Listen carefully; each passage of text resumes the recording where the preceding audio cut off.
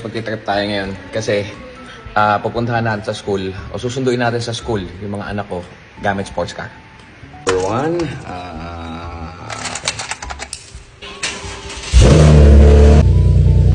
Siyempre, kailangan naka-master of scent ka.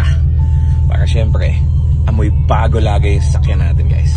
It's just an experiment, guys, kung ano maging reaction ng mga tao kapag sinundunan sila ng sports car.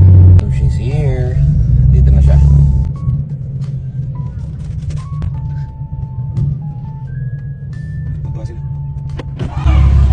Dad, why do you need to bring a sports car to school?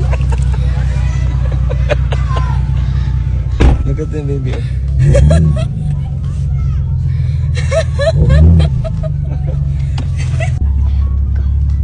Anyways, it smells good here. Baby. It used to smell bad here.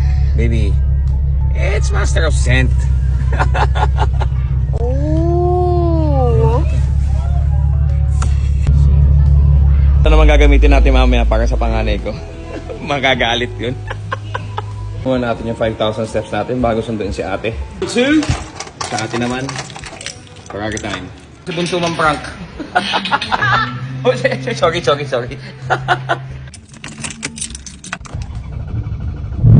Ano feeling mo magiging reaction ni ate? Actually, no. She wouldn't react. She's kind of nonchalant. What? She doesn't have emotion. She doesn't care. Okay, let's go. Oh, papunta na kami sa school ni ate. Samahan nyo kami.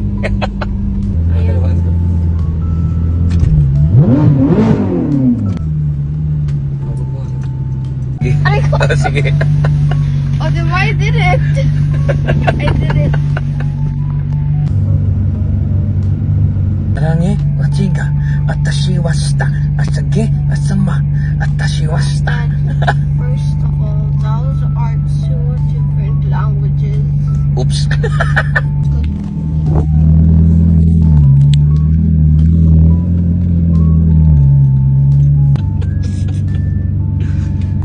Hindi ko siya nakikita. Dad, Why? why did you have to bring the Ferrari to school? Why this car of all cars? Goodness. Uy. Hey. Oh my God. Zian, can you believe this? Tingnan ka ng mga klase mo.